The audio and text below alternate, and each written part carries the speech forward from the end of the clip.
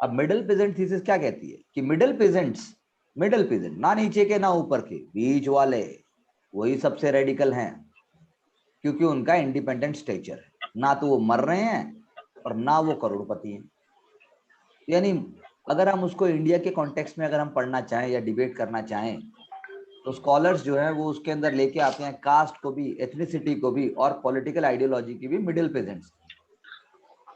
तो middle peasant एक चीज है, मिडिल पीजेंट एक उनका रोल है। मिडिल पीजेंट्स का रोल जो है वो उसमें भी रहा है, इंडियन नेशनल मूवमेंट में बहुत इंपॉर्टेंट रहा है। और मार्क्स ने तो मिडिल पीजेंट्स को फ्रेंच सोसाइटी के कॉन्टेक्स्ट में उनको कहा पोटैटोज इन सैक्स। ओके,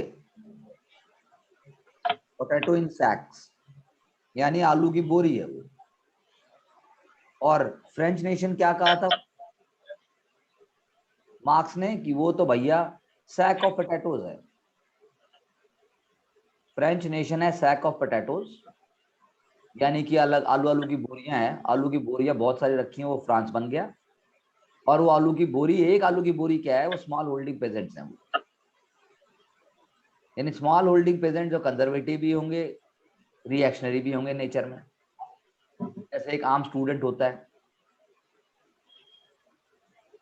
जैसे एक एवरेज स्टूडेंट होता है, वो रिएक्शनरी भी होता है और कंजर्वेटिव भी होता है वो, इसीलिए उसको कुछ हो नहीं सकता।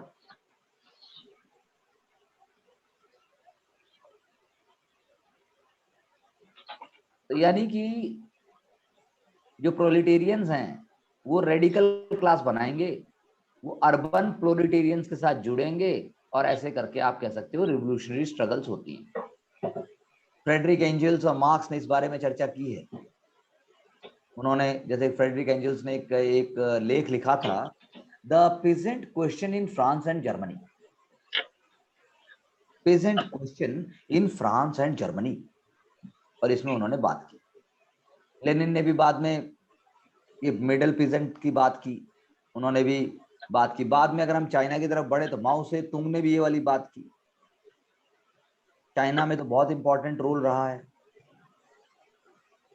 लेकिन जो लेनिन और माओ के आइडिया रहे वो सिर्फ थियोरिटिकल नहीं रहे, वो उसके आगे प्रैक्टिकल भी चले गए। वो मतलब कि पॉलिटिकल एक्शन चले गए, पॉलिटिकल एक्शन करने चले गए।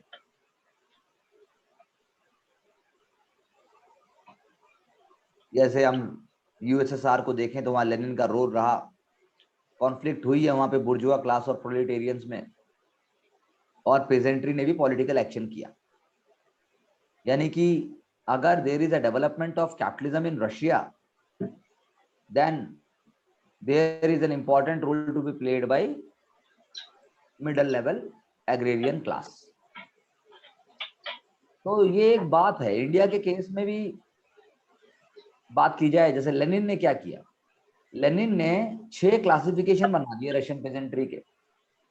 एक तो बिग लैंड ओनर बना दिए। ऑब्वियसली बिग लैंड ओनर क्या करेगा, एक्सप्लॉइट करेगा, वेज लेबर देगा, स्मॉल और मिडिल पेजेंट्री को कम से कम फायदा पहुंचाएगा, खुद मैनुअल लेबर में एंगेज नहीं होगा, फ्यूडल लॉर्ड होंगे, उनके पास फाइनेंशियल पावर होगी, और वो एक्सप्लॉइटर भी हैं और एक तरीके से पैरासाइट भी हैं। फिर आ गए बिग पेजेंट्स। बिग पेजेंट क्या होंगे, वो कैपिटलिस्ट एंटरप्रेन्योर हो सकते हैं, वो लैंड को यूज करेंगे, प्रॉफिट मेक करेंगे, खुद सुपरवाइजरी रोल करेंगे, और वो हायर्ड लेबर को हायर करेंगे। ये हो गए बिग। फिर मिडिल लेवल पेजेंट होंगे, वो स्मॉल फार्मर की तरह हैं ऊपर के मुकाबले। They will cultivate land on their own, they will rent their plot also, और कैपिटलिस्ट सिस्टम के अंदर, कैपिटलिस्ट प्रोडक्शन के अंदर वो मैकेनिकल टूल्स भी यूज करेंगे, थोड़ा बहुत सरप्लस भी लेके आएंगे। और जब पॉलिटिकल लीनिंग की बात आएगी तो ये फॉलो करेंगे अपर क्लास, यानी बुर्जुआ क्लास को फॉलो करेंगे, प्राइवेट प्रॉपर्टी की ओनरशिप को प्रमोट करेंगे। लेकिन अगर इनको ज्यादा लात मारी जाए तो ये प्रोलेटेरिएट भी बन जाएंगे। अगर रेंट सीकिंग लैंडलॉर्ड्स इनको बहुत क्रश कर देंगे तो ये प्रोलेटेरिएट बन जाएंगे। फिर आ गई आपकी स्मॉल पेजेंट्री, चौथी अगर लेवल की बात की जाए। स्मॉल स्केल टिलर हैं, किराए पे जगह लेते हैं, तीन टेनेंसी के सहारे जीते हैं, खूब सेल्फ कंजम्पशन होती है उसकी उस लैंड से, कोई लेबर हायर नहीं कर सकते हैं। लेकिन ये बिग लैंड ओनर्स के ऊपर डिपेंडेंट है। इसीलिए क्यों डिपेंडेंट है? क्योंकि उनसे बिना जुड़े, उनकी बिना फ्री में सेवा किए इनका काम नहीं चल सकता। कोई ना कोई जरूरत पड़ती है, पैसे लेने पड़ते हैं। लेनिन आर्ग्यूज कि मोस्ट एक्सप्लॉइटेड जो हैं यही वाले हैं जो आपके स्मॉल पेजेंट्री है। फिर इससे भी छोटे आ जाओ आप, सेमी प्रोलिटेरिएट। सेमी प्रोलिटेरिएट छोटे छोटे प्लॉटों पे काम करेंगे। जब खेत में काम नहीं होगा तो मजदूरी करेंगे, यानी बस के कंडक्टर भी होंगे, खेती भी करेंगे, बस के ड्राइवर भी होंगे, खेती भी करेंगे, पीएन भी होंगे, खेती भी करेंगे, ई रिक्शा भी चलाएंगे, खेती भी करेंगे। फिर फाइनली आप क्या हो गया? एग्रीकल्चरल प्रोलिटेरिएट, यानी वेज लेबर्स ही हैं वो। बड़े पेजेंट के यहाँ कुछ छोटा मोटा काम कर दिया, फूल चुन दिए, सब्जियां इकट्ठी कर दी, पैकेट बना दिए। समझे आप मेरी बात? तो ये क्लासिफिकेशन बनाया किसने? लेनिन ने बनाया। लेनिन का कंसर्न रहा है कि मिडिल लेवल पेजेंट्स को भी लीडरशिप की जरूरत है, वो राइट डायरेक्शन में होनी चाहिए, वो भी रिवोल्यूशनरी हो सकती है। इंडिया के केस में यदि हम बोलें तो बहुत इंपॉर्टेंट रोल रहा है मिडिल पेजेंट्स का। ये किसान आंदोलन क्या था? मिडिल पेजेंट्स का भी रोल था इसके अंदर। ऐसे ही माओ ने भी 5 डिवीजन कर दिए, एक को लैंडलॉर्ड बना दिया सबसे ऊपर। और माओ तो और खतरनाक बात कहते हैं, वो कहते हैं लैंडलॉर्ड क्लास के अंदर छोटे पेजेंट, कोई भी पेजेंट सोसाइटी का मेंबर जो उनको सपोर्ट करता है, जो उनके साथ जुड़ा हुआ है, उनके साथ उठता बैठता भी है या उनका लॉयल भी है, वो भी उसी क्लास का पार्ट माना जाना चाहिए। क्योंकि चाइना में बिग लैंडलॉर्ड्स की तो अपनी आर्मी भी होती थी। फिर आगे रिच पेजेंट्स। रिच पेजेंट वही सारे फीचर रहेंगे पर थोड़ा सा विलेज पे कंट्रोल रहेगा उनका।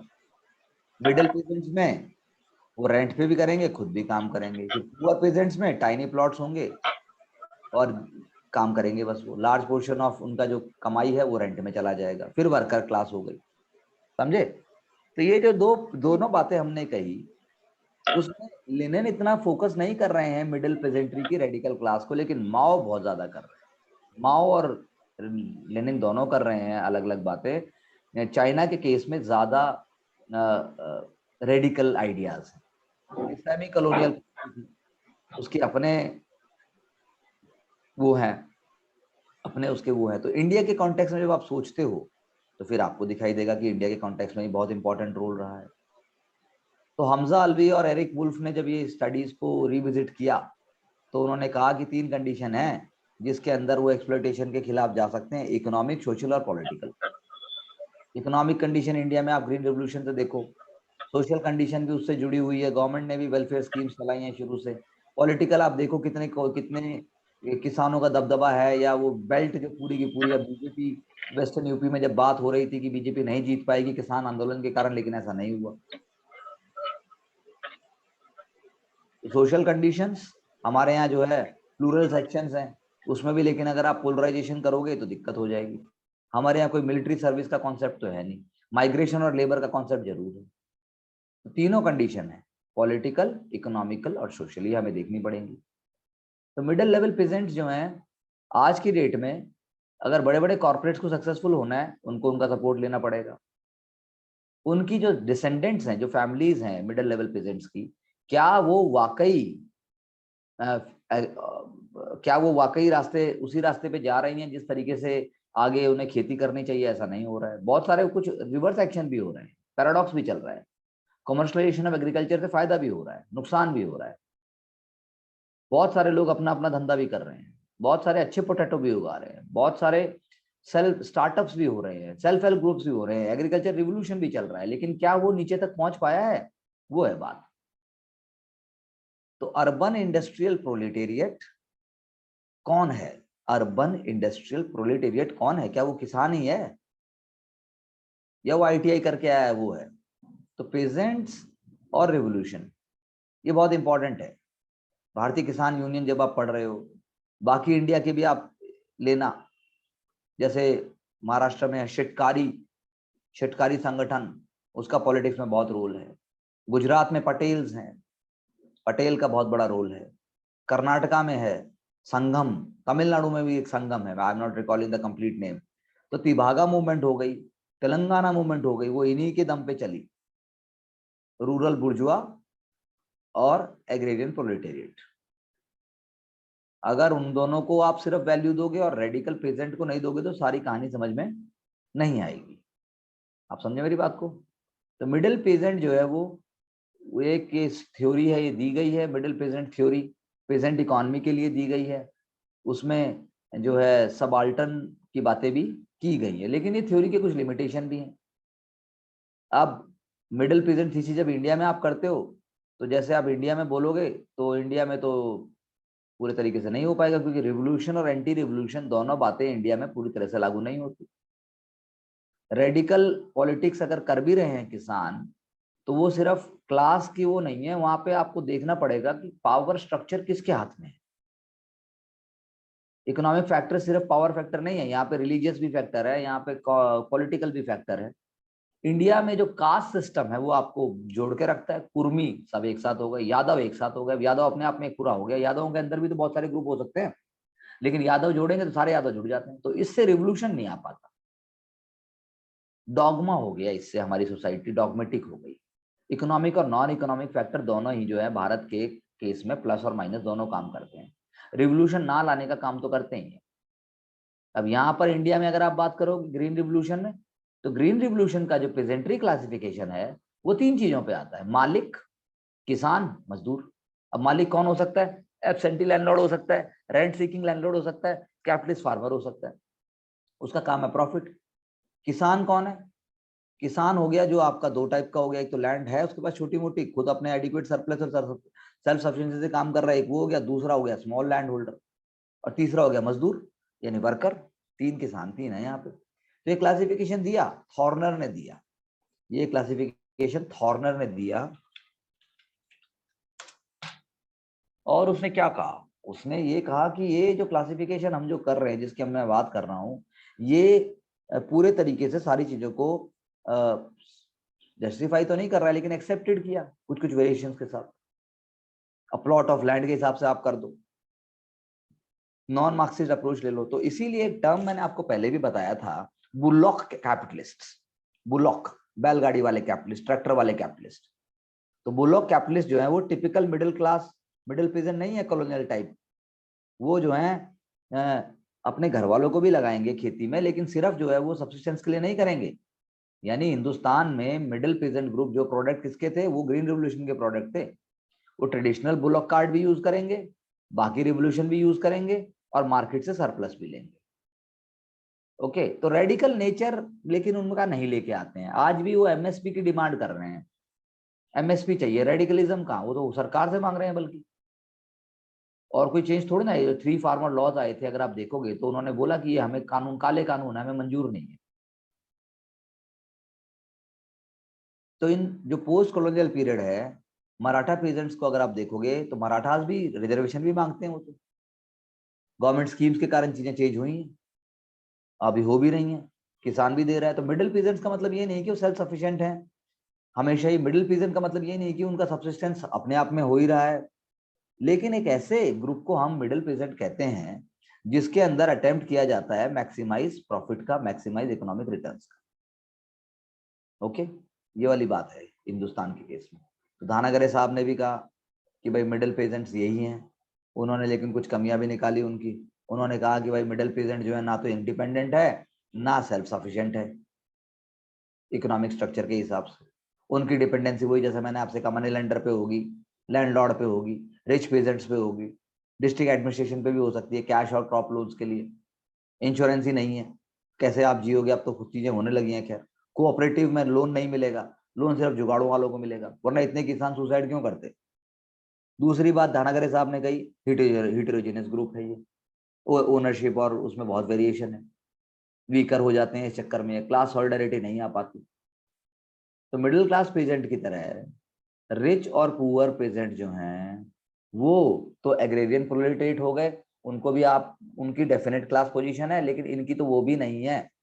इसीलिए जब मोबिलाइजेशन की बारी आती है तो जो आपकी प्रोलेटेरिएट क्लास है वो तो फिर भी डेफिनेटली उठ के आ जाती है। लेकिन ये नहीं हो पाता। तो तेलंगाना के लिए, तेलंगाना मूवमेंट के लिए दानागरे साहब ने कहा कि भाई इंडिया के इंडिपेंडेंस से पहले रिच पेजेंट्स थे जो स्मॉल पेजेंट के अलायंस में थे, और एग्रीकल्चर लेबरर्स भी थे जिन्होंने निजाम ऑफ हैदराबाद के खिलाफ लड़ाई लड़ी। लेकिन जब स्ट्रगल पहुंची पोस्ट इंडिपेंडेंस स्टेज में, जहां पर मोस्ट एक्सप्लॉइटेड ग्रुप जो था वो ज्यादा एक्टिव डिमांड करने लगा, अपने हक की बात करने लगा, तो जो है रिच पेजेंट्स उनके अगेंस्ट हो गए इंडियन आर्मी की मदद से। ऐसा किसका कहना है? ऐसा दानागरे साहब का कहना है। इसीलिए कम्युनिस्ट मूवमेंट बन गई स्मॉल पेजेंट की, एग्रीकल्चर लेबरर्स की, उसको सप्रेस किया गया। तो मिडिल पेजेंट्री नहीं थी जो रेडिकल बनी, लोअर वाली थी जो रेडिकल बनी। तो पेजेंट स्ट्रगल जो अगर हम बात करें, तेलंगाना मूवमेंट के उसकी बात करें, जिसके लिए कैथरीन गॉफ ने भी काम किया है।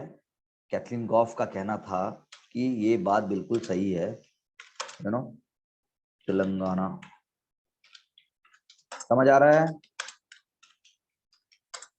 हाँ, यस यस, कितना समझ आ रहा है? हाँ सर रिलेट कर पा रही हूँ, मतलब समझ आ रहा है, थोड़ा थोड़ा कहीं कहीं से पढ़ा है तो इसलिए पता है। तो दोबारा रिवाइज करोगी, दोबारा लेक्चर को सुनोगी, आंख बंद करके सुनोगी तो समझ में आएगा, उसके पॉइंट बना लेना। Yes sir. तो यानी कि मेरे मिडिल पेजेंट जो है वो लैंड ओनरशिप और स्केल्स ऑफ प्रोडक्शन के दम पे उनको आप डिवाइड कर सकते हो, हिटेरोजेनस कैटेगरी है। लेकिन वो हमेशा क्लास स्ट्रगल में लड़ाई लड़ेंगे ऐसा नहीं है, ऐसा हम नहीं कह सकते। इंडिया के केस में आपको देखना पड़ेगा आज की डेट में किसान और क्या चीज कर रहे हैं। तिभागा मूवमेंट बंगाल में हुई थी, जैसे वो पुअर पेजेंट की थी, लैंडलेस लेबरर्स की थी, उन्हें 1/3 भाग चाहिए था, वो डिफरेंट थी। तो यानी कि तेलंगाना मूवमेंट एक एग्जाम्पल है। लेकिन दूसरे टाइप की अगर हम बात करें मिडिल पेजेंट्स की, जो पोस्ट इंडिपेंडेंस से पहले, तो गांधीयन सत्याग्रह जो चंपारण में हुआ या खेड़ा में हुआ या बारदोली में हुआ, उसमें रिच पेजेंट्स थे, डोमिनेंट कास्ट थी उस रीजन की जो सपोर्ट कर रही थी, उसने लीडरशिप दी थी क्योंकि उनको उस टाइम बेनिफिट हो रहा था। तो डोमिनेंट पेजेंट्री गांधीयन मूवमेंट की डिफरेंट होगी। डोमिनेंट पेजेंट्री डिफरेंट का अर्थ है कि वो ऐसी नहीं कह सकते आपकी सारे गरीब और सारे मैले कुचले एक साथ होकर गांधी जी का साथ दे रहे थे, ऐसा नहीं है। जो वेल ऑफ थे, जो खुद खेती कर सकते हैं, जिनके खेतों पर बाकी खेती कर रहे हैं, उन्होंने गांधी जी का साथ दिया। और जो नीचे वाले थे वो धीरे धीरे साथ दे सकते थे, उन्होंने दिया भी। तो डोमिनेंट कास्ट जो है उनके नेटवर्क भी बड़े होंगे और वो पेजेंट मोबिलाइजेशन में बहुत ज्यादा फायदा भी कर रहे थे, उनके क्लास इंटरेस्ट थे। ओके, तो इसीलिए जो पोस्ट इंडिपेंडेंट टाइम्स में भी जो ट्रेडिशनल इंडियन पेजेंट्री है, वो नीचे जो दबे हुए थे वो आज तक दबे हुए हैं। आप देख लो बहुजन समाज में कहाँ ऐसा है, बहुजन समाज कोई ऐसी रिवोल्यूशन तो इंडिया में हो नहीं रही है, कोशिश की गई लेकिन कोशिश करते हैं लेकिन ऐसा कहाँ हुआ है। अब जागृत हुए हैं, कुछ उनके ग्रुप्स हैं, कुछ उनके हुए हैं, लेकिन ऐसा बहुत ज्यादा नहीं हुआ। तो टीके ओमन आपने नाम सुना होगा, टीके ओमन बहुत इंपॉर्टेंट है। टीके ओमन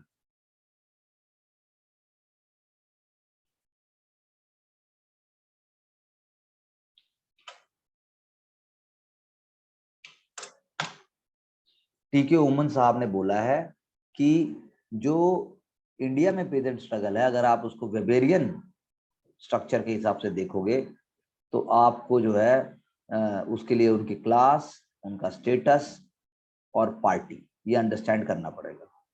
जब इंडिया इंडिपेंडेंट हुई तो बेसिकली पहले तो हमारी movement, peasant movement national movement का पार्ट था, गोल था कि भाई हमें इंडिपेंडेंट होना है। तो उनको गांधी जी और कांग्रेस ने कोई सेंट्रल पोजीशन नहीं दी। किसानों ने अपने वजूद को, किसानों ने अपनी सोच को, किसानों ने अपने गोल्स को पीछे रखा राष्ट्र के लिए। लेकिन जब ये गोल हो गए, अब पेजेंट्स चाहते थे कि भाई हमें हमारा मिले। इससे पोस्ट कॉलोनियल पीरियड में जो है स्ट्रगल्स का नेचर बदल गया, इंडियन नेशन के अंदर होने लगा। तो एग्रेरियन मूवमेंट इंडिया में जो है वो caste, communal mobilisation, specific political ideology अगर है, उन चीज़ों के ऊपर चलने लगी। तो इसीलिए सोशियोलॉजी को या सोशल साइंटिस्ट को सिंपल क्लासिफिकेशन के बियॉन्ड जाना पड़ेगा। अगर आप अगर आप कंक्लूजन देते हो तो आप ये नहीं कह सकते कि जैसे पहले था वैसे ही हो जाएगा। अब जैसे लो कास्ट है, लोअर कास्ट की कास्ट आइडेंटिटी क्या हो गई? प्रोलेटेरिएट हो गई।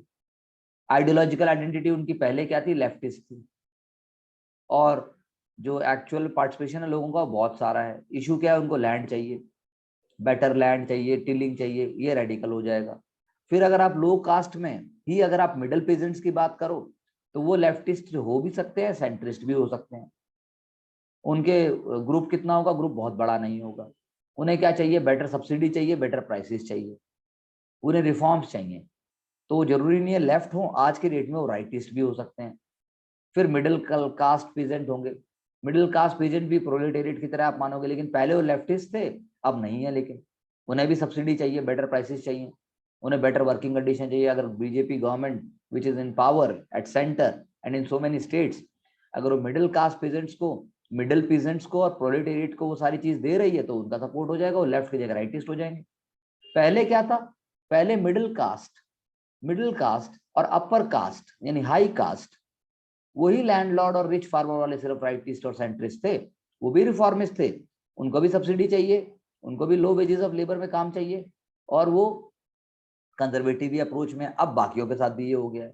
तो हाई कास्ट तो पहले ही राइटिस्ट था, थोड़ा बहुत लेफ्टिस्ट आइडिया हो सकता है लेकिन वो पहले भी राइटिस्ट था। लेकिन अब इंडिया का अगर आप स्टडी करोगे तो क्या क्या सरकार दे रही है। सरकार राशन से लेकर, सरकार अभी अभी गवर्नमेंट ऑफ इंडिया ने लिक्विड फर्टिलाइजर का लॉन्च किया था लास्ट ईयर बोल रहा हूँ, लास्ट मंथ। वो लिक्विड फर्टिलाइजर किसानों को सस्ते में मिलेगा, नीम कोटेड यूरिया मिल रहा है। उसके बाद जो है WTO में इनकी बात रखी जा रही है कि भाई हम इंडिया कैसे होगा। उसके बाद जो है MSP में पैसा दिया जा रहा है। उसके बाद किसान समृद्धि या किसान, मेरे को स्कीम्स के नाम याद नहीं है, ऐसी कुछ स्कीम्स हैं, अगर आप PIB लगातार देखोगे तो उनमें आता है कि भाई किसानों को ये दिया जा रहा है। क्रेडिट कार्ड स्कीम, किसान क्रेडिट कार्ड चल ही रहा है। मिनिस्ट्री ऑफ कोऑपरेटिव दोबारा जागृत होकर पॉजिटिव डायरेक्शन में काम कर रही है। सेल्फ हेल्प ग्रुप किसानों की बात सुनी जा रही है। तो ये सब होने के बाद एग्रेरियन स्ट्रगल का जो रिवोल्यूशनरी नेचर है वो कहाँ रह जाएगा? तेलंगाना में कहाँ है ऐसा? अब तो नहीं है, तेलंगाना अलग स्टेट बन गया। अब तो जो वहाँ की पार्टी है, जो वहाँ के लीडर हैं, जो तेलंगाना राष्ट्र समिति के लीडर हैं, वो तो अब चाहते हैं कि हम जो है वो करें, हम तो राष्ट्रीय पार्टी बनाएंगे।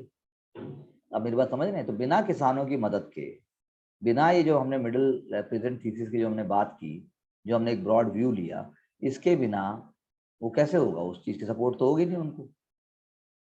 बात समझे आप मेरी? Yes sir.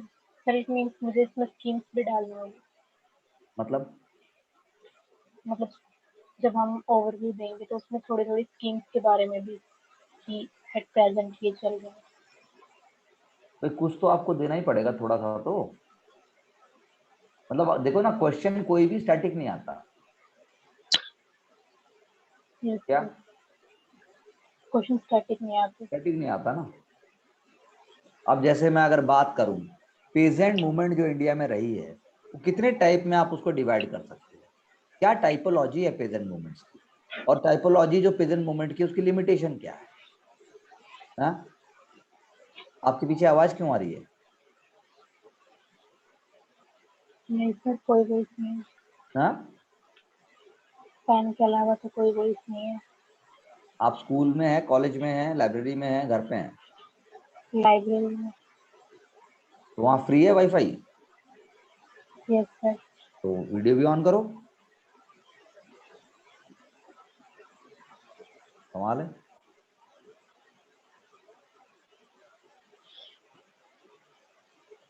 बात समझ आई मेरी, मैंने क्या कहा?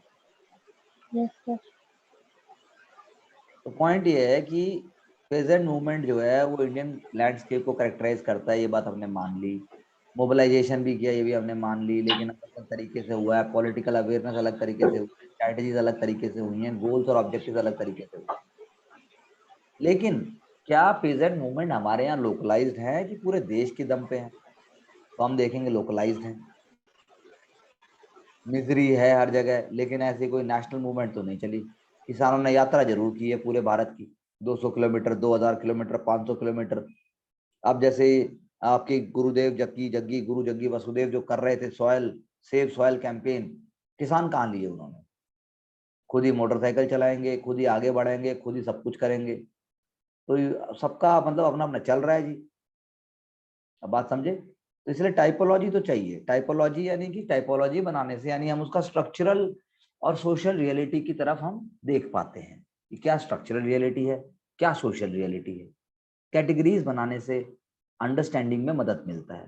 क्लासिफिकेशन होने से हमें जो है एक स्टैंडर्ड अप्रोच का पता चलता है। ओके, तो सोशियोलॉजी में बहुत इंपॉर्टेंट है सिस्टमेटिक क्लासिफिकेशन को डेवलप करना, सोशल टाइप्स को डेवलप करना, रिलेशंस को डेवलप करना। ऐसा डरखाइम ने भी माना है, उन्होंने भी माना है कि बिना इसके हम समझ नहीं सकते। साइंटिफिक डिसिप्लिन अगर सोशियोलॉजी है तो अगर उसको हम क्लासिफिकेशन और एक साइंटिफिक बेसिस के ऊपर स्टडी करेंगे तो कॉन्सेप्चुअल अंडरस्टैंडिंग भी बढ़ेगी। तो साइंस क्योंकि अजम्पशंस में होती है और अजम्पशंस जो है वो प्रैक्टिकल होने चाहिए, इसीलिए मैं पढ़ाई में भी यही बोलता हूँ कि भाई टाइम टेबल होना चाहिए, टाइम टेबल के अंदर भी स्ट्रक्चर होना चाहिए, स्ट्रक्चर के अंदर भी थिंकिंग क्लियर होनी चाहिए, थिंकिंग क्लियर होने के बाद भी हर छोटी छोटी चीज इंपॉर्टेंट होनी चाहिए। तब जाके आपको कुछ समझ में आना शुरू होगा। पीआईबी भी सब जगह पड़ा हुआ है, सारे क्वेश्चन जो इस बार यूपीएससी के पीटी में आए थे गूगल करो, कहीं ना कहीं तो आंसर मिल जाएंगे। लेकिन पंगा ये है, अबे मुझे कैसे पता होगा कि यही पढ़ना है? पढ़ने की तो 5 लाख पेज हैं, 5 लाख पेज कैसे कोई पढ़ के याद कर सकता? पंगा तो ये है सारा का सारा, पंगा ये थोड़ा ना है कि कहाँ से आया। पंगा ये है कि जो भाई आया है वो मैं कहाँ से पढ़ूं? कहाँ से आया तो अब ढूंढ लेता है आदमी 2 सेकंड में। आज से 5-10 साल पहले कहाँ से आया वाला बड़ा पंगा था। ना इंटरनेट इतना कुछ सोर्स था, ना कुछ था, तो लोग किताबों में ढूंढते रहते थे सही आंसर। एक एक दिन लग जाता था ऐसे किताब, मैंने किताबें खोल खोल के आंसर ढूंढे हैं। मुझे पेज नंबर भी याद रहते थे कि उस पेज नंबर पे उस पैराग्राफ में से उस वर्ड से क्वेश्चन आया था। एक समय वो भी था। अब वो टेक्निक खत्म हो रही है, अब गूगल टेक्निक चलती है लोगों की। अब गूगल टेक्निक दिमाग को पेनिट्रेट नहीं कर सकती, क्योंकि गूगल टेक्निक दिमाग को पेनिट्रेट नहीं कर सकती, इसलिए पेपर भी नहीं निकल सकता। पेपर उन्हीं का निकल रहा है जो गूगल टेक्निक के बाप हैं।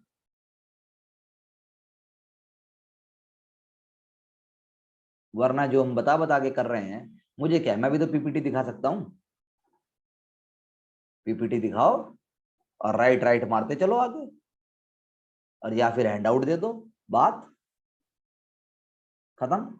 बड़ा आसान तरीका है वो, दुनिया तो मांगती है ये कि दे दे बाबा, थोड़ी सी ड्रग्स दे दे, बस थोड़ी सी दे दे, थोड़ी सी ड्रग्स, ज्यादा नहीं, बस थोड़ी सी। नशा इतना रहे कि कुछ करना ना पड़े, तो उससे थोड़ा ना पेपर निकलेगा। क्या समझे?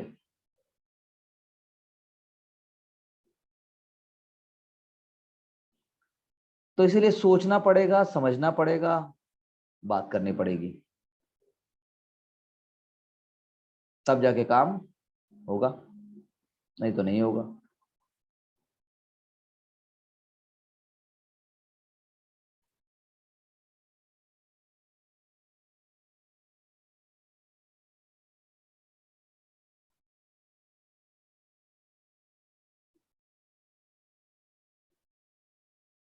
तो पॉइंट ये है कि इंडिया के केस में जैसा मैंने कहा कि भाई चलो आपने हर चीज का स्ट्रक्चर बनाया, तो यहाँ पे किसानों की टाइपोलॉजी भी बना दी। लेकिन कई बार साइंटिफिक आइडिया के चक्कर में टाइपोलॉजी जो है बहुत ज्यादा वेग भी हो सकती है, बहुत ज्यादा थ्योरेटिकल भी हो सकती है, वो भी एक ध्यान देने वाली बात है। तो सोशल मूवमेंट आएंगी इसके बैकग्राउंड में, यानी कि अगर हम बात करें इंडिया में तो सोशल मूवमेंट्स हुई हैं।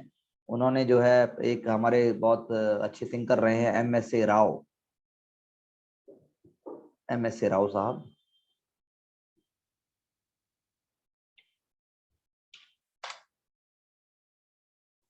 तो एमएसए राव साहब ने कहा कि सोशल मूवमेंट को क्लासिफाई करना जाना चाहिए क्राइटेरिया के द्वारा। क्लासिफिकेशन जो है वो ऐसा होना चाहिए जो उसकी डेफिनेशन को बताए।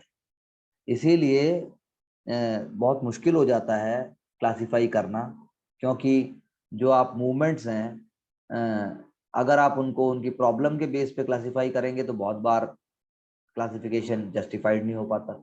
इसीलिए कॉन्सिक्वेंसेस, क्या कॉन्सिक्वेंसेस हुए किस मूवमेंट के उस बेसिस के ऊपर आप क्लासिफाई कर सकते हो सकता है प्रॉब्लम तो सबकी एक ही हो। तो रिफॉर्मिस्ट मूवमेंट है, रिफॉर्मिस्ट मूवमेंट चेंज लेके आना चाहेंगी, नए रिलेशनशिप को डेवलप करना चाहेंगी।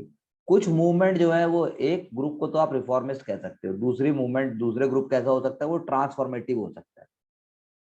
यानी उनकी पॉपुलेशन के हिसाब से, उनके सेगमेंट के हिसाब से आप उनको डिवाइड कर सकते हो।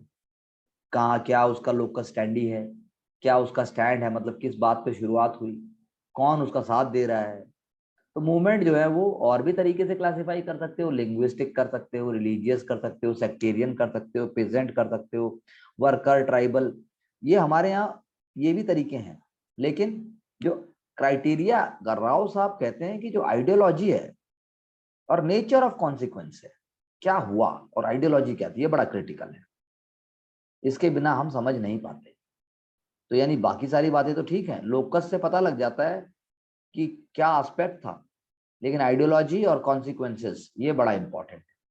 फिर ऐसे ही जो है पार्था मुखर्जी साहब थे, पार्था मुखर्जी साहब ने भी जो है नक्सलबारी मूवमेंट को उन्होंने स्टडी किया और उन्होंने कहा कि भाई सोशल चेंजेस जो है वो कैसे स्टडी किए जा सकते हैं।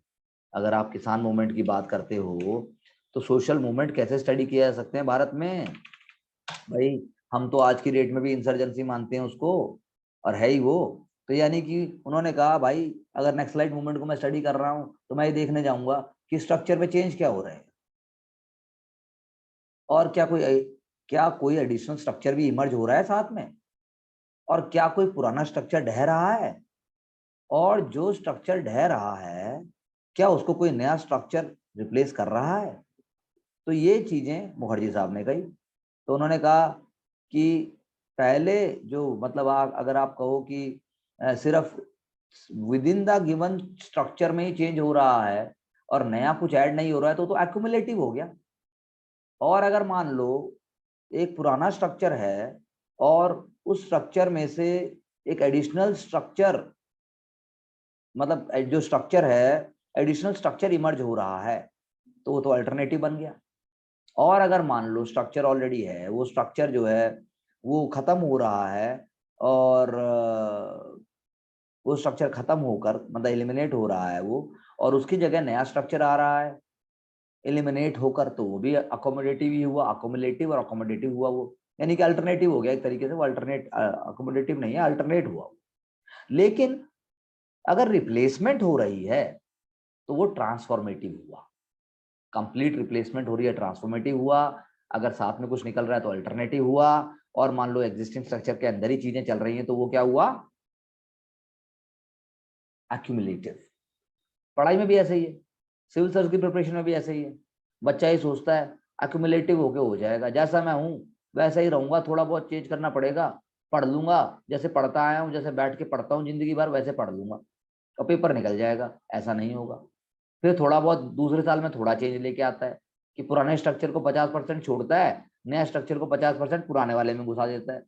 फिर उसे एक साल बाद पता चलता है यार अभी भी वहां तक नहीं पहुंच पाया। फिर क्या करता है, अपने आप को थोड़ा बहुत चेंज करता है और एक नया स्ट्रक्चर अपने आप ही इमर्ज करता है, इसमें 3 साल लग जाते हैं। ये हो गया आपका अल्टरनेटिव स्ट्रक्चर का इमर्जेंस, इससे भी नहीं होता। फिर उसको समझ में आता है भाई पुराने स्ट्रक्चर को पूर्णतः खत्म कर नया स्ट्रक्चर ही चाहिए, उसे हम कह देते हैं रिप्लेसमेंट स्ट्रक्चर, ट्रांसफॉर्मेटिव स्ट्रक्चर। तब जाके उसका सिलेक्शन होता है। तो जैसे आपके इन्होंने दिया, मार्था मुखर्जी साहब ने दिया, या जैसे आपके एमएस राव साहब ने बोला तेलंगाना के लिए, पार्था ने बोला बूदा उसके लिए आपका नक्सलवाड़ी मूवमेंट के लिए, ऐसे ही टीके ओमन ने स्टडी किया भूदान ग्रामदान मूवमेंट को। उसने कहा, उन्होंने भी एक क्लासिफिकेशन कर दी, कैरिस्मेटिक, विनोबा भावे का अपना कैरिस्मा था, ऑर्गेनाइजेशन स्ट्रक्चर होना चाहिए उनका मानना, और आइडियोलॉजी, 3 बातें उन्होंने कही, कैरिस्मेटिक, ऑर्गेनाइजेशनल स्ट्रक्चर और आइडियोलॉजिकल स्ट्रक्चर। तो भूदान मूवमेंट जो है कैरिस्मेटिक मूवमेंट थी, नक्सलबारी मूवमेंट एक आइडियोलॉजिकल मूवमेंट है, और ऑल इंडिया किसान सभा जैसी है वो ऑर्गेनाइजेशनल मूवमेंट है। तो तीनों उन्होंने दे दिए, उन्होंने तीनों ये बोला भैया ये कैटेगरी जो है ये ऐसे होगी। तो लेकिन हमें ये ध्यान देना पड़ेगा कि तीनों जो मैंने बताया आपको, तीनों कैटेगरीज पार्था साहब के बताया मैंने आपको, उसके बाद जो है ओमन साहब का बताया, या उसके बाद एमएस राव साहब का बताया, ये इनके भी क्रिटिसिज्म्स हैं, कोई जरूरी नहीं है कि यही होगा। तो अब घनश्याम घनश्याम शाह साहब थे एक, मुझे याद है। उन्होंने क्या लिखा था, उन्होंने लिखा था कि पेजेंट मूवमेंट जब तक आप क्लासिफिकेशन के बेस के ऊपर इंडिया में करोगे, तो भारत में एक साथ अगर सबको देखोगे तो आपकी अलग अलग क्रोनोलॉजी इमर्ज होगी। हिस्ट्री में अगर आप देखते हो पीछे मुड़ के, तो सारी मूवमेंट एक साथ शुरू नहीं हो रही है, वो हिस्टोरिकल पीरियड के थ्रू चल रही हैं।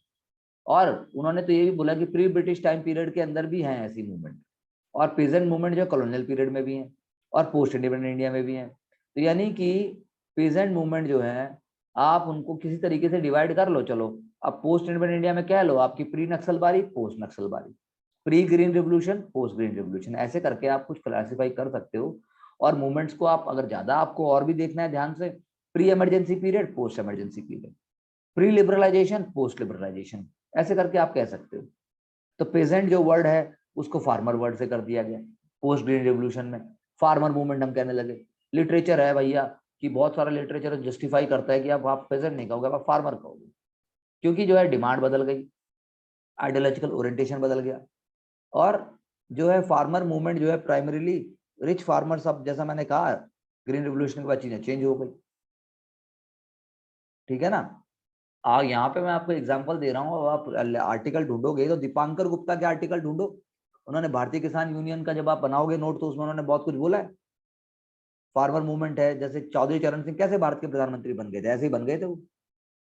तो एग्रेरियन कैपिटलिज्म को भी आपको देखना पड़ेगा, नेचर क्या है भारत में एग्रेरियन कैपिटलिज्म, उसमें फ्री लेबर या अनफ्री लेबर की क्या पोजीशन है। इंडियन स्टेट यानी भारतीय जो वेलफेयर स्टेट है, या भारत का जो कॉन्स्टिट्यूशन है, या जो गवर्नमेंट एट सेंटर है, उसका क्या रोल रहा है, ये हमें देखना पड़ेगा, ये चीज हमें लेके आनी पड़ेगी। ऐसे ही एक और भी डिवीजन में आपको बता देता हूँ, गेल ऑम्बुट, गेल ऑम्बुट ने भी डिवीजन दिया। गेल ऑम्बुट, गेल ऑम्बुट ने भी डिवीजन क्लासिफिकेशन दिया। उन्होंने कहा old and new. Old and new में क्या, उन्होंने कहा कि भैया फार्मर मूवमेंट और पेजेंट मूवमेंट। फार्मर मूवमेंट को क्या कहा उन्होंने, उन्होंने कहा नई मूवमेंट जो इंडिया के केस में आई, नई social movement I. Old and new, old and new में ओल्ड में उन्होंने कहा कि फार्मर मूवमेंट पहले भी थी, लेकिन उनके जो फीचर्स हैं वो बदलते चले गए। फार्मर मूवमेंट जो है वो लेबर क्लास से उनको कोई फर्क नहीं पड़ता। जनरल वेलबींग जो लैंडलेस एग्रीकल्चर लेबर की है, उसकी फार्मर मूवमेंट में कोई जगह है ही नहीं। तो ओनरशिप ऑफ लैंड डिफाइन करेगी कि फार्मर का स्टेटस क्या है, और उसके बाद उनके उस सेक्शन की डिमांड क्या है। उस सेक्शन की डिमांड जो है वो जनरली लास्ट में क्या बन जाएंगी, वो पूरे रूरल पॉपुलेशन की डिमांड बन जाएंगी। इससे क्या फर्क पड़ता है, इससे पता लगता है कि भैया फार्मर जो मिडिल लेवल फार्मर्स थे वही सब कुछ हैं, और उन्हीं के हिसाब से सारा का सारा जो है प्रोसेस चलने लग जाता है। यानी कि एक्सेस ऑफ रिसोर्सेज हो गई, सब्सिडी पावर मिलनी चाहिए, इरिगेशन मिलना चाहिए, पेस्टिसाइड मिलने चाहिए, इंसेक्टिसाइड मिलने चाहिए, ट्रैक्टर मिलने चाहिए, कोल्ड स्टोरेज होना चाहिए, एमएसपी होना चाहिए, क्रेडिट मिलना चाहिए चीप रेट पे। तो क्या, लेकिन ये सारी बातें जो भारत वर्सेस इंडिया का हम डिबेट करते हैं, और जो हम कहते हैं कि भाई ये जो मेला कुचला किसान है, क्या उसके विचार हैं ये, उसको तो ये बिल्कुल चाहिए ही नहीं, लेकिन इसकी बात ही नहीं हो रही क्योंकि वहां तक वो पहुंच ही नहीं पाया। इसीलिए भारत और इंडिया, इंडिया की अगर आप बात करोगे तो अर्बन मेट्रोपॉलिटन वाले आ गए, डेवलपमेंट पॉलिसीज जो उनके हिसाब से होगी। अब केजरीवाल बोलता है मैं 1 करोड़ दे रहा हूँ, तुम भी 1 करोड़ दो, मैं ये कर रहा हूँ, तुम भी ये करो। अरे भाई वहां देखना पड़ेगा ना कि वहां का पोजीशन क्या है, वहां के स्टेट की पोजीशन क्या है। Delhi is not a state. Delhi के जो अर्बन विलेज हैं, या हरियाणा के जो विलेजेस हैं, और आप तेलंगाना चले जाओ, आप बिहार चले जाओ, आप राजस्थान के इंटीरियर में चले जाओ, तो क्या उनमें उनमें कोई फर्क नहीं है। हरियाणा के विलेज तो छोटे शहरों से भी बहुत अच्छे हैं बहुत जगह, लेकिन ये बात कौन समझे। अब कांगनहेड़ी अपने आप में अर्बन विलेज है, क्या नहीं है वहां पे, पानी है, पानी आ रहा है ना वहां पे प्रॉपर। Yes sir. फिर आओ द्वारका में, आओ, हम दिखाते हैं पानी नहीं आता। तुम्हारे वहां पानी भी आ रहा है, पेड़ भी होंगे, शांति भी होगी, हरियाली भी होगी, लेकिन हम तो गांव में रहते हैं, ऐसा वाला एटीट्यूड हो जाता है। तो ये सब सोशल कंडीशनिंग है, ये सारी की सारी। सही जगह सही सही सही जगह सही फोकस होना चाहिए, ऐसा हो नहीं पाता है। ठीक है। तो फार्मर जो है, अब जैसा मैंने आपसे बताया कि मंडियों में अनाज बेचते हैं, सीधा अनाज जाके बिक जाता है। नजफगढ़ की मंडी में देखो, वहां सब्जियां बिक रही हैं, आसपास से आ रही है, बहादुरगढ़ से आ रही होंगी, झज्जर से आ रही होंगी, आसपास से आ रहा है, सही चल रहा है। लेकिन क्या जो वाकई बिल्कुल नीचे तबके वाला है, क्या वो कर पा रहा है? तो ऐसा हमें देखना पड़ेगा, आपको सोचना पड़ेगा। यही आइडिया आप एक दो ले आओगी और पूरी चीज को अगर आप समझा पाओगी तो बस हमारा आंसर आ गया। यूपीएससी को तो चाहिए ही नहीं कुछ और, लेकिन ये समझने के लिए दिमाग होना चाहिए यहाँ तक पहुंचने के लिए। हम जो है किताब से 4 लाइन पढ़ के हम सोचते हैं हो गया। अब जैसे ये है, मैंने अभी ये कहा था आपको, इस पे आपको सर्च करके पढ़ना है, नहीं आए तो मुझसे पूछना है।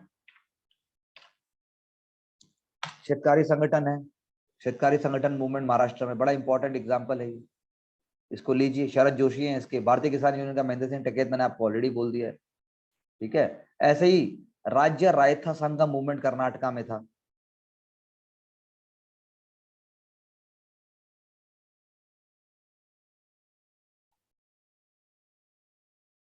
डेढ़ 150 वर्ड के आंसर में सब कुछ लेके आना है। पंगा ये है, जब तक दिमाग फास्ट नहीं होगा आप नहीं कर सकते।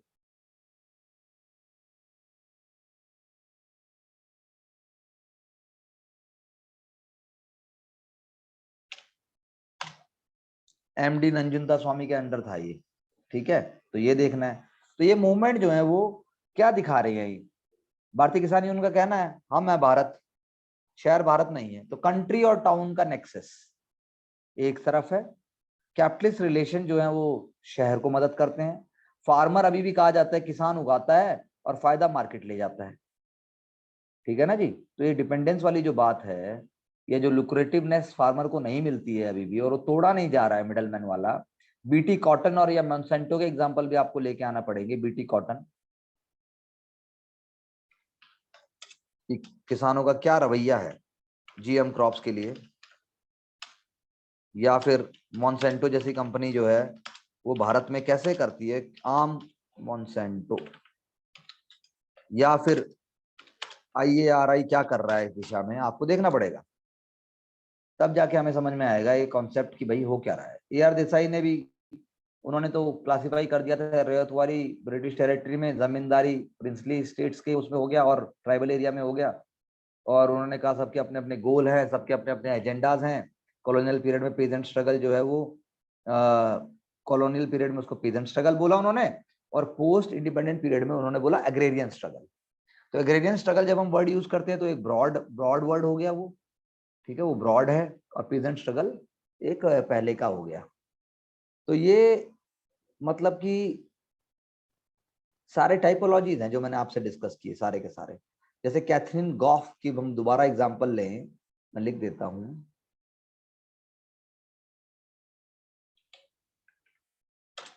तो कैथरीन गॉफ क्या बोल रही है, वो भी बोलती है कि बहुत सारे डिविजन्स हैं, बहुत सारे जो है रिवोल्ट के उन्होंने टाइप ही बता दिए। एक उन्होंने कह दिया रिस्टोरेटिव, ब्रिटिश टाइम में कि रिस्टोरेटिव है भाई, जो हम थे पहले हमें वही बनना है, अंग्रेजों को भगाना है, रेबेल कर दो। दूसरा हो गया रिलीजियस मूवमेंट, कि भाई मेरा रिलीजन वापस आ जाए, मेरा रिलीजन मैं अपने एरिया में खुद फॉलो करूं। तीसरा हो गया सोशल बैंडिट्री। सोशल बैंडिट्री का मतलब होता है कि आप जो है रॉबिनहुड स्टाइल में काम कर रहे हो, आपने लूट लिया अनाज, किसानों को दे दिया, आपने टैक्स नहीं दिया, आपने अपनी दादागिरी, अपने जमींदार एरिया, अपने एरिया को काबू कर लिया, वहां पे अपना आपने राज कर लिया, जैसे आज भी है। नक्सलाइट मूवमेंट को एक तरीके से क्या कह सकते हो आप, सोशल बैंडिट्री है वो, भाई वहां उन्हीं का राज चलता है, ठीक है। फिर एक टेररिस्ट हो गया। टेररिस्ट, टेररिस्ट मतलब मैं क्या कहना चाहूंगा कि आपको जो है कलेक्टिव जस्टिस की कहानी बन गई, जैसे हमारा ये करते हैं, हमारे आपके नक्सलाइट मूवमेंट वाले कलेक्टिव जस्टिस करते हैं, जो लगता है उन्हें कि सरकार का आदमी है, सरकार का साथ दिया, हमारे खिलाफ थे, उनको ले जाते हैं जंगल में, पकड़ते हैं, उनको सबके सामने बिठाते हैं और अपना फैसला सुनाते हैं और मार देते हैं। तो ये टेररिज्म हो गया एक तरीके से। ये भी एक डिवीजन, ये भी एक मतलब रिवोल्ट का टाइप ऑफ रिवोल्ट है ये। और एक जो है वो मतलब कि मास इस इंसरेक्शंस का एक हम कह सकते हैं कि उसके अंदर आप कह सकते हो कि भाई कोई पर्टिकुलर ग्रीवेंस है तो उसके लिए मास अपराइजिंग हो जाएगी। जैसे आपकी बिरसा मुंडा रिवोल्ट था, या आपका संथाल रेबेलियन था, या आपका जो सिस्टम था आपका कानकुटी सिस्टम, उसके खिलाफ हो गया। तो मास इंसरेक्शंस भी पांचवा एक टाइप हो गया।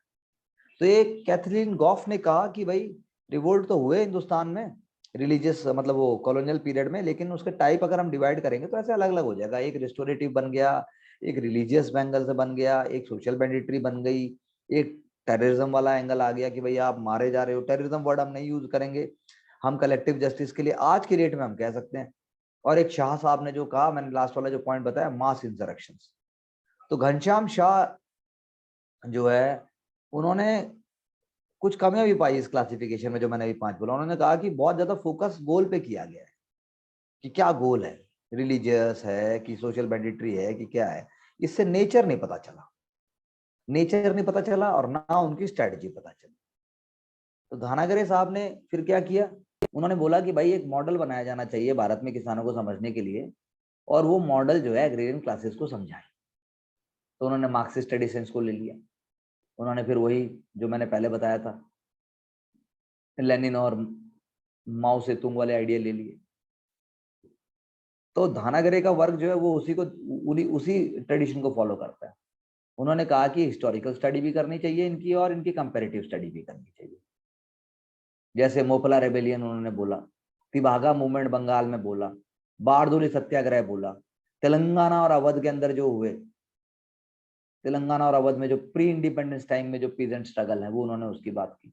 तो पुअर पेजेंट्री उन्होंने कहा वो तो झंडा उठा लेती है, मशाल उठा लेती है, और वो मसीहे के रूप में भी मान लेती है। तो क्या होगी, वो इंसरेक्शन भी करेगी और मिलिनेरियन एटीट्यूड में भी रहेगी। कह दिया ठाकुर ने, कह दिया माई बाप ने, कह दिया तो जो कह दिया हम तो वही करेंगे। तो इंसरेक्शन भी हो गया और मिलिनेरियन, दोनों आइडिया मिल जाएंगे। इंसरेक्शन वही होता है जैसे आप गए और आपने चौरी चौरा जला दिया, फूंक दिया, घर फूंक दिया। अभी थोड़े दिनों पहले आंध्र प्रदेश तेलंगाना के अंदर जब एक डिस्ट्रिक्ट का नाम बदला गया तो लोगों ने जो है जाके उसका घर ही जला दिया, एमएलए का। मास इंसरेक्शन कहते हैं इसको। मिलेनियरियन मूवमेंट क्या हुई, मिलेनियरियन वही हुई कि भाई बाबा रहीम बाबा राम ने कुछ कह दिया, बाबा रहीम राम रहीम ने कुछ कह दिया, दादा साहब सत्यन व्यास ने कुछ कह दिया। ऐसे ही तेलंगाना, ऐसे ही नक्सलाइट वाले के फॉलोअर अगर लगातार आप उस चीज को फॉलो करते हो, मिलेनियरियन हो गया वो। सत्संग वो जो कह दिया वही कर देंगे। समर्थक जैसे सड़क पे आ गए। राम रहीम को जब अरेस्ट किया था तो पंचकुला में वायलेंस हो गया था, पुलिस ने वायलेंस होने दिया या हो गया था। तो वो मिलिनेरियन हो गया, मिलिनेरियन एटीट्यूड हो गया वो एक तरीके से, कि भैया दवाई नहीं लेनी, बाबा जी का पानी पी लो। तो दानागरे ने टाइपोलॉजी की बात की, कॉम्प्रेहेंसिव है, यूजफुल टूल है वो इंडिया में समझने के लिए। और मिडिल प्रेजेंट थीसिस के बियॉन्ड हम चले गए यहाँ बात करते करते, वहां थोड़ा सा कम वो था। तो मतलब दानागरे को अगर मैं फिर से बोलूं तो उन्होंने 6 टाइप की बात की। पहली बात तो उन्होंने रेबेलियन बोला, एक टाइप की मूवमेंट रेबेलियन है, वो ब्रिटिश टाइम में, ब्रिटिश जब चाहेगा कि उनका रूल ऑफ लॉ, उनका ऑर्डर बना रहे, तो उसके लिए वो जो है कोशिश करेंगे। तो कुछ मूवमेंट जो ब्रिटिश टाइम पे इंडिया की प्रेजेंट मूवमेंट थी वो रिवाइवलिस्ट थी नेचर है, बैकवर्ड लुकिंग थी वो। उस समय ब्रिटिश जो है भारतीय टेरिटरीज को एनेक्स करते जा रहे थे।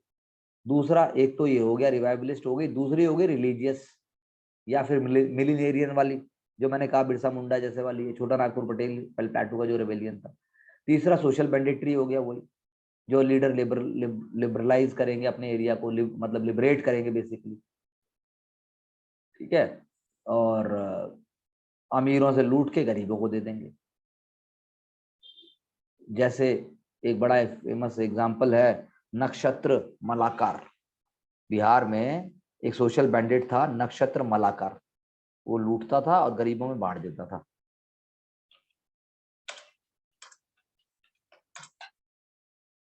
बात समझ आई? ऐसे ही जो है मास इंसरेक्शन वाला एग्जांपल मैंने दिया, होती बागा और तेलंगाना उसके एग्जांपल में।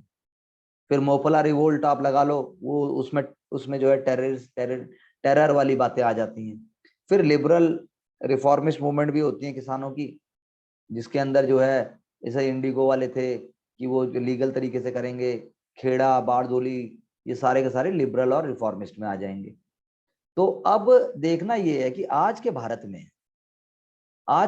की जो मूवमेंट है, अभी की जो मूवमेंट चल रही है, उसको आप कहाँ रखोगे, वो पूरी जगह से फिट कहाँ पे हो पाएगी। ट्रांसफॉर्मेटिव नेचर है किसी मूवमेंट का, किसी का रिफॉर्मेटिव है, तो पार्शियल चीजें हैं। ऐसा नहीं है साइंस की तरह कि एकदम से पूरा का पूरा वैसा ही हो गया। नक्सलाइट मूवमेंट जो है वो टेररिज्म वाली ही है, लेकिन हमें आइडियोलॉजी भी देखनी पड़ेगी, हमें उसके कॉन्सिक्वेंसेज भी देखने पड़ेंगे। लेकिन कुछ कॉमन पॉइंट हैं, जैसे रिच और मिडिल लेवल पेजेंट हैं, वो या तो गवर्नमेंट के साथ खड़े होंगे या गवर्नमेंट के अगेंस्ट होंगे। ओके, गांधी जी वाले मूवमेंट वाले जितने थे वो गवर्नमेंट के अगेंस्ट खड़े हो गए।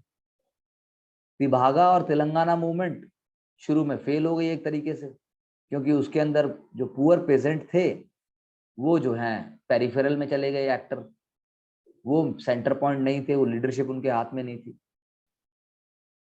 और मिडिल पेजेंट बाद में इन मूवमेंट से हट गए थे। तो मिडिल पेजेंट जो है वो मार्जिनल नहीं होना चाहता, मिडिल पेजेंट जो है अपनी रोटी बचाना चाहता है, भाई ठीक है मेरे पास तो खोने को कुछ है ही। तो इसलिए पेजेंट मूवमेंट जो है आज भी चल रही हैं, अलग अलग राज्य अलग अलग सरकार आने के बावजूद भी मूवमेंट चली रही हैं। उनके नेचर और कैरेक्टर में थोड़ा बहुत फर्क आया है, लेकिन हमें देखना पड़ेगा कि वो फीचर्स कहाँ से आ रहे हैं। ठीक है ना, प्रोटेस्ट मूवमेंट कहाँ से हो रही है।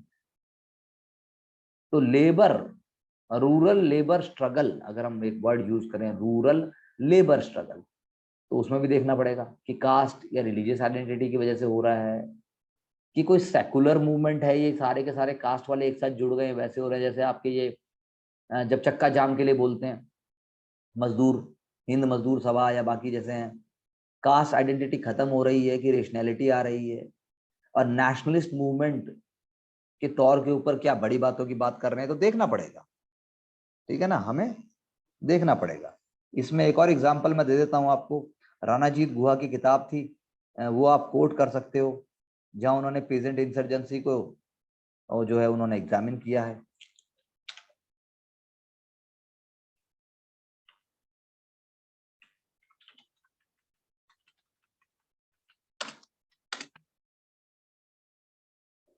उन्होंने 1983 के बाद ये किताब जो लिखी थी उसमें उन्होंने एग्जामिन किया है कि पीजेंट इंसर्जेंसी, जो पीजेंट जो अपराइज करता है, क्या वो कॉन्शियसनेस के तहत कर रहा है, क्या फैक्टर्स हैं, स्ट्रक्चरल फीचर क्या है उसके, ट्राइबल कॉन्शियसनेस है या फिर सॉलिडेरिटी है, या सिर्फ एक एरिया के अंदर हो रहा है, या टेरिटोरियल इंटीग्रेशन भी डिफरेंट एरिया का जुड़ा हुआ है। तो इसी ये जब हम इस एंगल से देखेंगे तो हमें पता लगेगा पीजेंट्स ने रिवोल्ट क्यों किया और क्या उनकी इच्छाएं रही हैं, क्या उनका डिमांड रहा है। ओके, वो रिसेंट ट्रेंड की बात हो रही है, मतलब आप 50, 60, 70, 80 की बात कर रहा हूँ, उसको आज से जोड़ दो। लेकिन फिर वही बात है, इनको आप एक कैटेगरी में नहीं डाल सकते, क्योंकि रणजीत गुहा की जो स्टडी है वो ट्राइबल रेबल्स के साथ ज्यादा जुड़ी हुई है। रेबेलियंस जो पहले कॉलोनियल पीरियड में, वहां से वो लिंक लेके आए हैं। ठीक है, और पीजेंट मूवमेंट में भी बात की गई है, लेकिन इतने तरीके से, सारे तरीके से सबाल्टन हिस्टोग्राफी जो है, सबाल्टन की मैं अगर बात करूं, पीजेंट कॉन्शियसनेस की बात करूं, तो आज की डेट में चीजें चेंज भी हो रही है। जैसे बिहार में बोला जा रहा है भाई हम तो कास्ट काउंट करेंगे, सब आ जाएंगे उसके अंदर। महादलित एक शब्द प्रयोग किया जाता है बिहार में, बाकी जगह भी है, यूपी में भी है, मध्य प्रदेश में भी है। इवन किसानों ने प्रोटेस्ट किए थे एमपी में, मुझे याद है, उसका असर होना चाहिए था पॉलिटिकल सिस्टम पे भी, लेकिन नहीं हुआ डायरेक्टली। तो आपको प्रेजेंट से लिंक करना पड़ेगा, उसके बिना नहीं होगा। तो यानी कहने का मतलब क्या है, ये टाइपोलॉजीज जो है वो जनरलाइजेशन भी दे रही हैं, टाइपोलॉजी जो है प्रेडिक्टेबल भी है, लेकिन थोड़ी सी फार स्ट्रेच्ड भी है, बिकॉज सोशल रियलिटी ज्यादा डायनेमिक होती है। बिकॉज सोशल रियलिटी में वो एलिमेंट्स आ जाते हैं जो यहाँ से दिखाई नहीं दे रहे हैं। फॉर एग्जाम्पल, अगर मान लो ट्राइबल्स ये आवाज उठा रहे हैं कि भाई ये फॉरेस्ट पे कोई भी नया प्रोजेक्ट नहीं बनना चाहिए, तो आप क्या कहोगे उसको? आप उसको ट्राइबल मूवमेंट कहोगे कि आप उसको इकोलॉजिकल मूवमेंट कहोगे? अब नर्मदा बचाओ आंदोलन जो था, नर्मदा बचाओ आंदोलन था, लेकिन सरकार का कहना था नर्मदा तो बची हुई है, हम तो पानी दे रहे हैं सब जगह, अब पानी देंगे तो किसानों को पानी मिलेगा, और पानी मिलेगा तो फसल उगेगी। तो देखनी पड़ेगी कि किस एंगल से क्या चीज है। तो इसलिए बैलेंस अंडरस्टैंडिंग चाहिए, पर क्लासिफिकेशन के अंदर भी जो है सारे के सारे एलिमेंट आने चाहिए, और कॉज एंड कॉन्सिक्वेंसेस इफेक्ट भी आना चाहिए। ठीक है, जैसे आप पढ़ोगे तो मॉन्सेंटो को हटाने के लिए बहुत सारे वो किए गए, मॉन्सेंटो को हटाने के लिए बहुत सारे प्रोटेस्ट भी हुए हैं। लेकिन हाँ ये है कि आप किताबों के नाम लिख सकते हो, जैसे एक किताब है pageant and pageant societies, Tudor शनीन, पेजेंट एंड पेजेंट सोसाइटीज।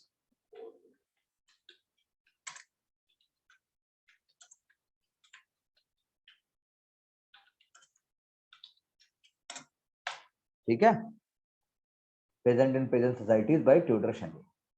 इसके अंदर आप पढ़ोगे, मतलब इन द सेंस आप कोट भी करोगे कहीं तो हमारा फायदा होगा। बताइए।